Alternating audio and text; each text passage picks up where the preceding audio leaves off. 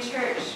We're so glad you could be with us here this morning to celebrate life, to grieve our sufferings, and to connect with one another. We hope you find Third Unitarian Church to be a place that enriches your spirit and motivates you to take action to bless the world. We welcome all people in this church, and we welcome your whole person. If you're visiting with us today, we'd like to pay you a special welcome and invite you to join us downstairs after the service for coffee hour. Today, Lee Alanis, our custodian, is celebrating with his mother and will not be able to help us put the chairs and tables away after coffee hour, so any help with that is greatly appreciated. Next Sunday, our annual meeting will take place immediately following the service. We need a quorum to bring the meeting to order and vote on important matters, so please attend and have read your packets in preparations. Packets were mailed and you should have received yours by now. If you have not received a packet, there are extras on the information table downstairs in the concourse. One of the things we'll be voting on at the meeting is whether or not to join the Community Renewal Society, an organization of churches and community groups. Their current issues are reforming education funding, removing barriers to employment, reducing violence with Reclaim campaign, opposing mandatory minimums, fighting for good jobs and housing, and ending police brutality. You can find more information on their website or by talking with Karen Alanis. Just a short reminder that the membership committee and the caring committee are both unable to organize an end of the year celebration this year. So if TUC is going to have a closing Sunday celebration, someone has to volunteer to organize it. If you're willing, you can contact the office. Please do so by Memorial Day. When you go outside today, please check out the beauty of our gardens. Our garden committee has been working hard with another planting day yesterday, planting new life and new relationship life with Little Leaders, with the Central Austin Neighborhood Association, and with the neighborhood. We hope this coming together will grow for years with new traditions and strong roots in fertile soil. The summer book titles have been selected and are printed on the back of the insert in your order of service. You can pick up a copy and start reading. The first book will be discussed on our June 28th forum. The weekend of June 13th and 14th, the transition team will be hosting a 2-day workshop on cross-cultural communications, which is a critical skill for the future growth of our urban congregation. For more information, please contact Nina Bollinger or the office and sign up. Our forum next Sunday, May 17th, will feature Andy Thayer speaking on the topic, How do we defend and expand our rights in an age of austerity and increased state violence? Our celebration of life next week continues our exploration of traditions with our traditional religious education Sunday. The RE program will reflect on the value of religious education from a variety of vantage points and honor those who have served the congregation in religious education. The RE staff and the children will be guiding the day, so please join us as we celebrate this year's RE theme for RE Sunday, which is Charlotte's Web. Once again, welcome to Third Unitarian Church.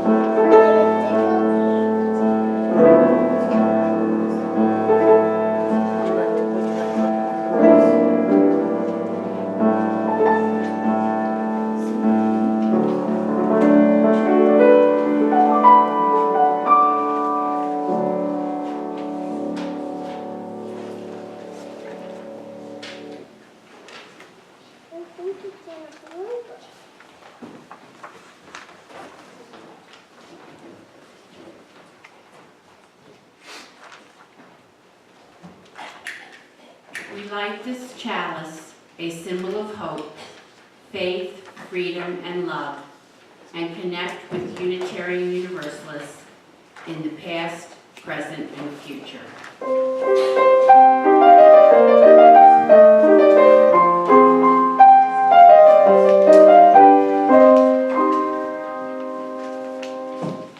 Our opening words this morning are from Deborah Ginsburg. Through the blur, I wondered if I was alone, or if other parents felt the same way I did. That everything involving our children was painful in some way. The emotions, whether they were joy, sorrow, love, or pride, were so deep and sharp that in the end they left you raw, exposed, and yes, in pain. The human heart was not designed to beat outside the human body, and yet each child represents just that, a parent's heart bared, beating forever outside the chest. Please rise in body and spirit as we join us in singing the opening hymn, number 191. Now I recall my childhood.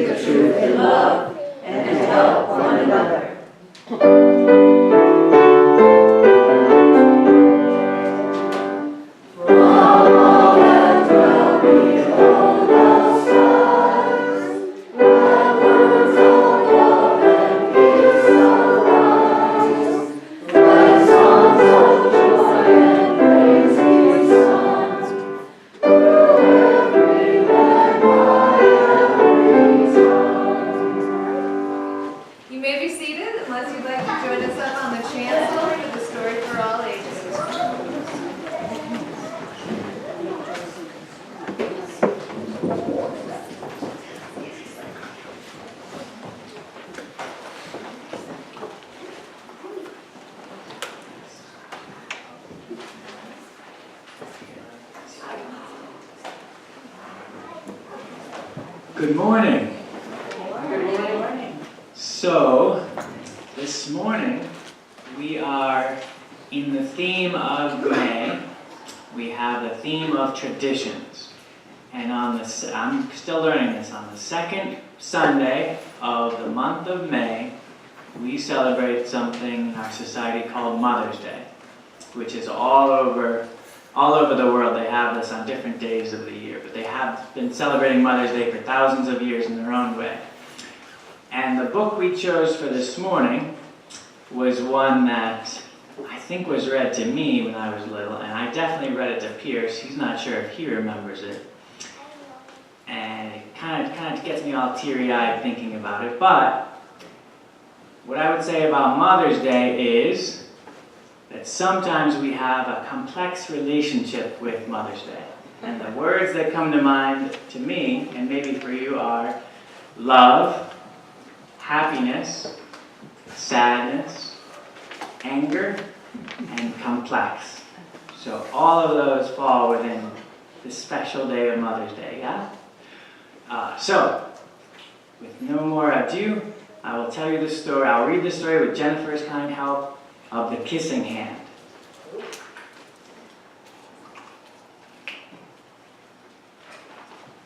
Alright. Chester Raccoon stood at the edge of the forest and cried. "I don't want to go to school," he told his mother. "I want to stay home with you. I want to play with my friends, and play with my toys, and read my books, and swing on my swing. Please may I stay home with you?" There he is crying. Mrs. Raccoon took Chester by the hand and nuzzled him on the ear. "Sometimes we all have to do things we don't want to do," she told him gently, "even if they seem strange and scary at first. But you will love school once you start."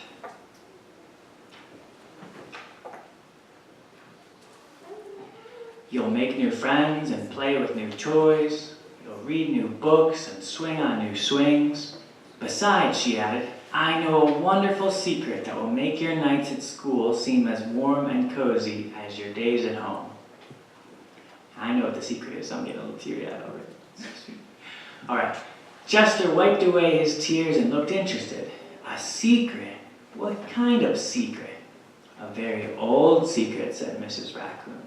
"I learned it from my mother, and she learned it from hers. It's called the kissing hand." "The kissing hand?" asked Chester. "What's that?" "I'll show you." Mrs. Raccoon took Chester's left hand and spread open his tiny fingers into a fan. Leaning forward, she kissed Chester right in the middle of his palm. Chester felt his mother's kiss rush from his hand, up his arm, and into his heart. Even his silky black mask tingled with a special warmth.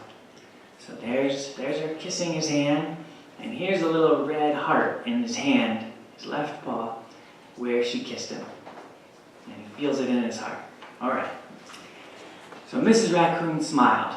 "Now," she told Chester, "whenever you feel lonely and need a little loving from home, just press your hand to your cheek and think, 'Mommy loves you, Mommy loves you.' And that very kiss will jump to your face and fill you with toasty warm thoughts." Maybe, right? All right. So she took Chester's hand and carefully wrapped his fingers around the kiss. "Now do be careful not to lose it," she teased. "But don't worry, when you open your hand and wash your food, I promise the kiss will stick." Chester loved his kissing hand. Now he knew his mother's love would go with him wherever he went, even to school. So there he's playing with it, he's checking it, and making sure the hand's still there. Yeah. That night, Chester stood in front of his school and looked thoughtful. Suddenly he turned to his mother and grinned. "Give me your hand," he told her. Chester took his mother's hand in his own, and unfolded her large, familiar fingers into a fan. Next, he leaned forward and kissed the center of her hand. "Now you have a kissing hand too," he told her. And with a gentle goodbye and "I love you," Chester turned and danced away. And school's at night because he's a raccoon. So, there he goes.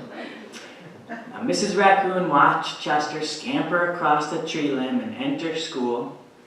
And as the hoot owl rang in the new school year, she pressed her left hand to her cheek and she smiled. The warmth of Chester's kiss filled her heart with special words. "Chester loves you," it sang. "Chester loves you." There they are at school. I guess the owl is very wise and he's teaching all the kids up in a cool treehouse school. I think that's it, the end. So, just so that you remember this lesson, wait here. I need your help at something. Since Mother's Day can be complex for so many of us, the good and the bad, right? I was thinking we could maybe do the kissing hand for each other as a church somehow. And I have something to ask you, a favor. So we can give kissing hands to all the adults. I have these baskets here full of Hershey Kisses. And I would like your help to make Mother's Day a little sweeter for all of us. Not send anyone into anaphylactic shock from diabetic needs, but to give you a kiss that you can actually see and feel and taste. And before we give it to the adults, we say, make sure you watch your trash and your wrappers, and honor the sanctuary here, and maybe raise your hand, your left hand, if you need a kissing hand, as our helpers come around with the baskets. So maybe 2 or 3 students or helpers to help take these baskets. To them, guys, to them. You'll get your own kisses. Don't worry, there's plenty. There's a family bag size of kisses. Here's a basket. If you see someone with a basket by themselves, they're going to need help passing out these kisses. If you see a left hand up, it needs a kissing hand. Oh, there's a left hand. Thank you.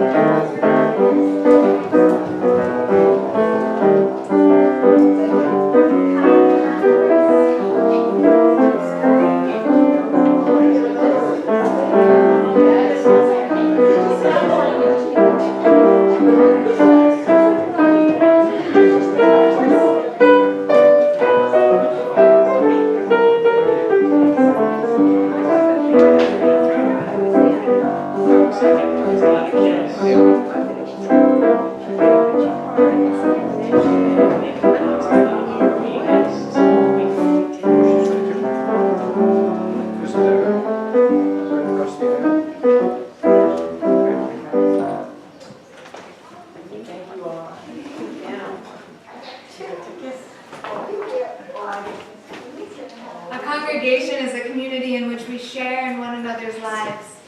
We recognize that our relationships with one another are sacred, and we hold each other in love through both celebration and grief. So we'll begin our joys and concerns ceremony now. And we'll start by lighting a candle to celebrate the life and mourn the death of Florence E. Quartz, Elizabeth Zemke's grandmother. We especially send our thoughts of support to Elizabeth's godfather, Chip, on this first Mother's Day without his mom. We light a candle to mourn the death and celebrate the life of Harry Axelrod, a longtime supporter of the Third Unitarian Austin Scholarship Program and friend of many here at TUC. Harry died on April 24th, a few days before his 98th birthday. Our thoughts and prayers are with him, or with his family and his friends during this time of grief. We light a candle for all the Third Unitarian members, Austin Scholarship founders, and friends who have helped make Scholarship Sunday a TUC tradition for 41 years this coming end of May. Thank you to everyone. We light a candle for Vivian Schulstead, who has begun sleeping a lot When I visited her this week, she said she remembers Third Unitarian, though maybe not every single person here. We send her our hopes for peace during this time when she's no longer able to participate in regular activities. We light a candle in celebration for Maureen Darcy's granddaughter, Bailey Elizabeth, who will be coming of age at her Unitarian Universalist congregation next week, as well as celebrating her sweet 16th birthday. We also light a candle of celebration for Maureen Darcy's youngest daughter, Mariah Lynn, who's marrying her partner, Jeff, next week. They've been together for 14 years and are finally ready to commit. Finally, we light a candle for all those joys and concerns that remain unspoken, but still move in our hearts.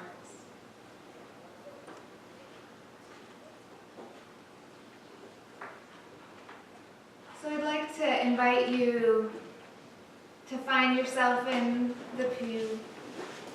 Find your feet on the floor and your sit bones pressing evenly into your seat.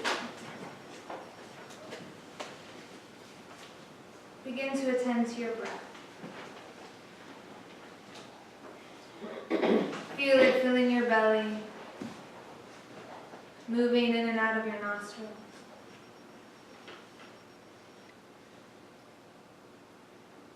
And come into being here and now.